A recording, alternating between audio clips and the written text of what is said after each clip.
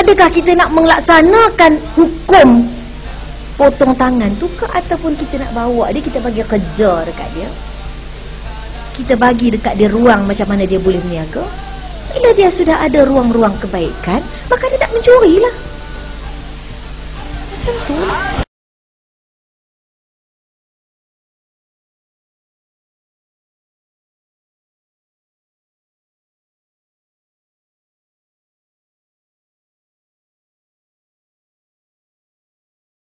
Tapi kalau dalam bab ketuhanan, dalam bab wahyu, dalam bab akidah, maka kena 100%.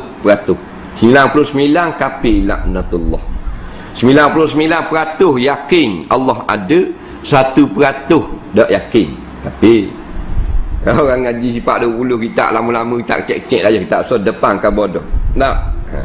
Ragu tentang apa jua yang datang daripada Allah, macam ragu dengan Allah juga. Tu oleh ke dok hukum hudud ni. Tak kupuh lalu. Kupuh lalu. Nah, dia kena 100% atau lebih pada 100%. Buat sementara ini berdasarkan fiqh aulawiyat, berdasarkan fiqh muwazanan, berdasarkan usul dakwah dan juga usul fiqh maqasid syariah. Keseluruhan perkara ini meletakkan pimpinan PAS, meletakkan persoalan menegakkan keadilan, membanteras kezaliman, meletakkan perkara-perkara yang dilihat sebagai good governance ataupun al-istikhlaf. Al-istikhlaf, istilah Al-Quran itu. Dan al-isti'mar, memakmurkan muka bumi itu sebagai utama dalam perjuangan. Bukannya diheret untuk sekali lagi terjerumus dalam persoalan hudud. Lepas tu nak laksana ke esok? Nak laksana ke esok hudud ni? Tidak. Sekadar sebutan-sebutan supaya kita kembali dipukul. Seperti mana ini? Tapi kalau dalam bab ketuhanan, dalam bab wahyu, dalam bab akidah, maka kena 100%. 99 kafir laknatullah.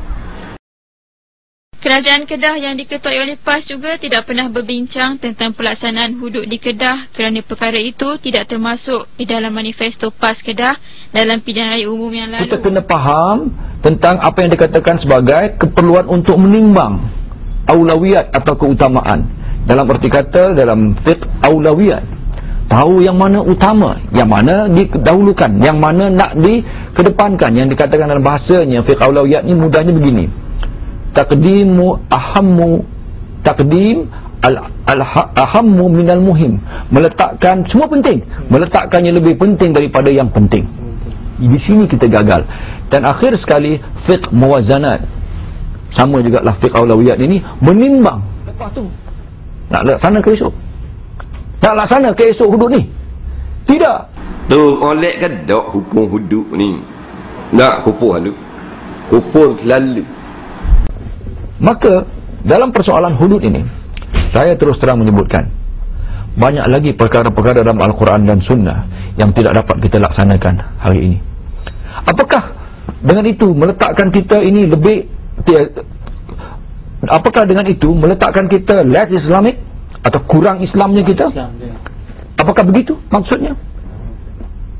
Tapi kalau dalam bab ketuhanan, dalam bab wahyu, dalam bab akidah, maka kena 100%. 99 kafir laknatullah.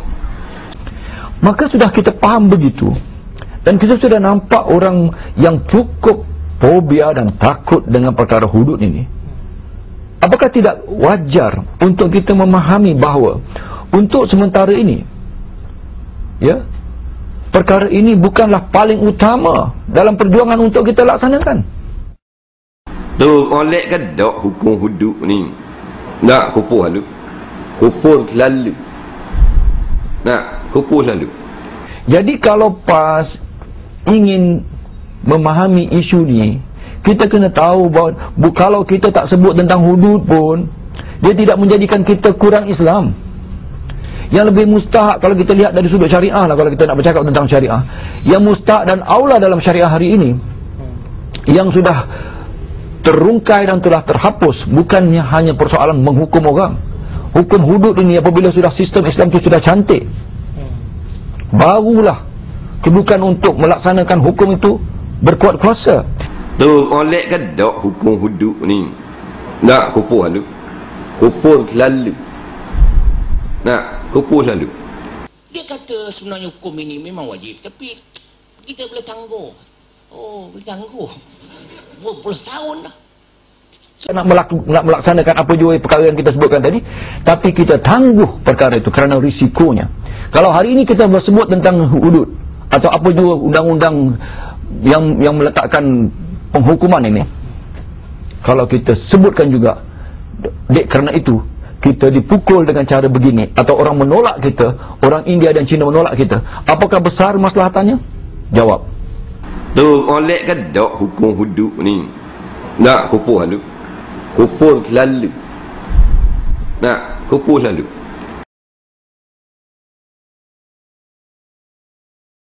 Saya adalah antara kumpulan pemikir parti. Adakah kita nak melaksanakan hukum potong tangan tu ke? Ataupun kita nak bawa dia, kita bagi kerja dekat dia, kita bagi dekat dia ruang macam mana dia boleh berniaga. Bila dia sudah ada ruang-ruang kebaikan, maka dia tak mencuri lah. Macam tu lah.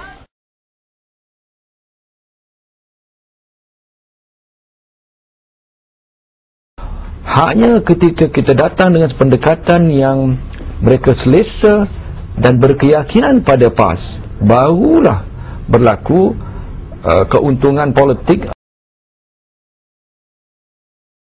Orang dakwah kena berfikir macam dengan Nabi sallallahu alaihi wasallam.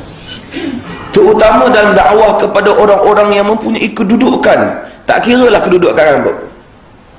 Antara dua keadaan, kita mau kursi ke? Kita mau kursi ke? Kita mau Islamkan kursi.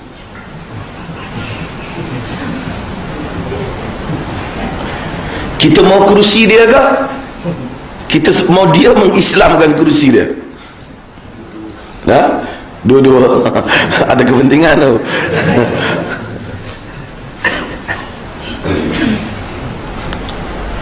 Kalau kita fikir kita ingin supaya kursi itu Islam,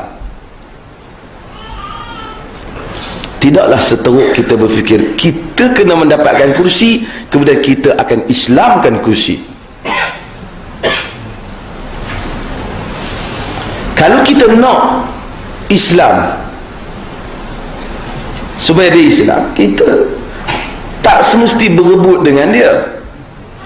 Kita dakwah dia, kita minta supaya diterima konsep Islam.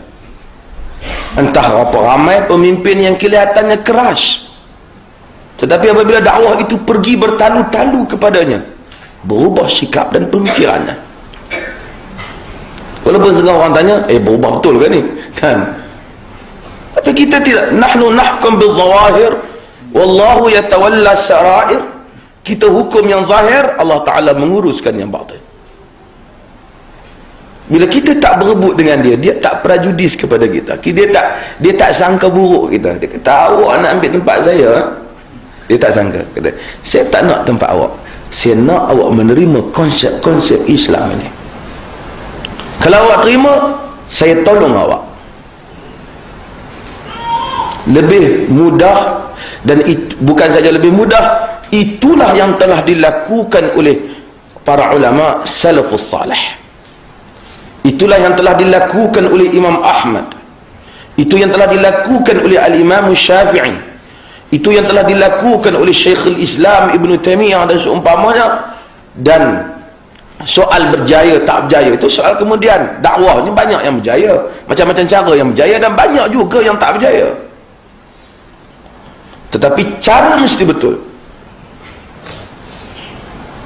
Kita nak berebut ambil bangunan-bangunan besar di Kuala Lumpur ni, memang tak termampu kita dengan kekayaan yang dimiliki oleh mereka.